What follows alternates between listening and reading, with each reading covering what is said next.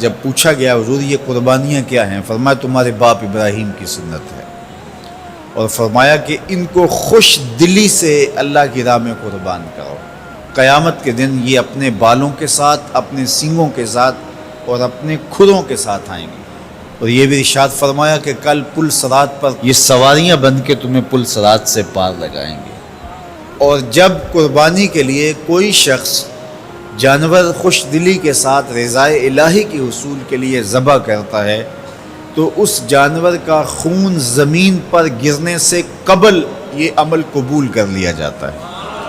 اور یہ بات بھی ذہن میں رکھیے گا کہ ایام نہر یہ 3 دن جو خون بہانے کے ہیں، 10، 11 اور 12 تاریخ، ان ایام میں آپ جو بھی عمل کریں، نماز پڑھیں اور دیگر صالح اعمال کریں، بہت قابل قبول ہیں اور اللہ ان کو قدر کی نگاہ سے دیکھتا ہے۔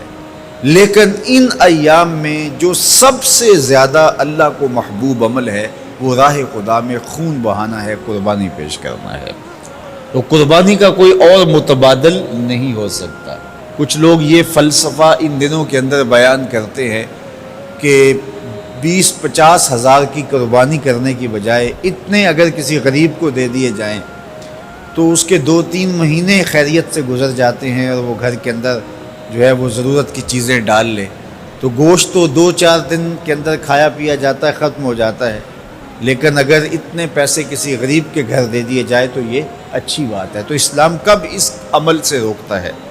غریب کی مدد کیجیے، صرف عید کے دن ہی نہیں، مینڈے کی جگہ ہی نہیں، بلکہ اسلام تو راہ خدا میں جانور ذبح کر کے اسی جذبے کو بیدار کرنا چاہتا ہے کہ تمہیں گوشت کی ضرورت بھی نہیں تھی، پھر بھی تم نے ذبح کر دیا، تو جہاں ضرورت ہوگی اور تمہاری ہمسائیگی میں، تمہارے اطراف میں جب کوئی غریب ہوگا تو پھر تم اس کے لیے ذبح کیوں نہیں کرو گے؟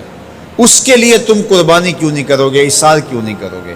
یہاں تو پھر بھی ہم گوشت خود کھا لیتے ہیں یا غرباء میں بانٹ دیتے ہیں، لیکن منا کی وادی میں جہاں لاکھوں قربانیاں پیش کی جاتی ہیں، وہاں تو جانور کاٹ کے اس کو ذبح کر کے بس چھوڑ دیا، اس کے گوشت سے غرض ہی نہیں ہوتی۔ زیادہ تر حجاج ایسے ہوتے ہیں جن کو یہ بتا دیا جاتا ہے کہ تمہاری قربانی کر دی گئی ہے، اور وہ فون کال کے انتظار میں یا حکومت وقت کی جانب سے دیے گئے وقت کے بعد حلق کروا دیتے ہیں۔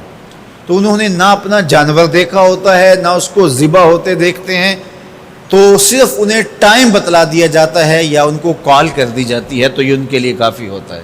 تو وہاں تو گوشت کھانا بھی مقصود نہیں، تو صرف اللہ کی رضا کے لیے جانور ذبح کرنا۔ تو جب رضا الہی کے لیے جانور ذبح کرنے کا جذبہ پیدا کر کے تمہیں راہ خدا میں خرچ کرنے کی ترغیب دی جاتی ہے تو پھر تم پورا سال خرچ کرو گے، تمہارے لیے کوئی مشکل اور کوئی مشقت نہیں ہوگی۔ لیکن اگر تم جو ہے وہ اس جذبہ خیر سے نور حاصل نہیں کرو گے تو پھر تمہیں یہ دولت نصیب نہیں ہوگی۔ تو سب سے افضل عمل ان 3 ایام کے اندر جو بتایا گیا وہ یہی ہے کہ راہ خدا کے اندر خون بہانا ہے۔ اللہ کے محبوب علیہ الصلوۃ والسلام کی خدمت میں جو ہے وہ مینڈے لائے گئے جو چتکبرے تھے، اور حضور علیہ الصلوۃ والسلام نے اپنے مبارک ہاتھ سے ان کو ذبح کیا۔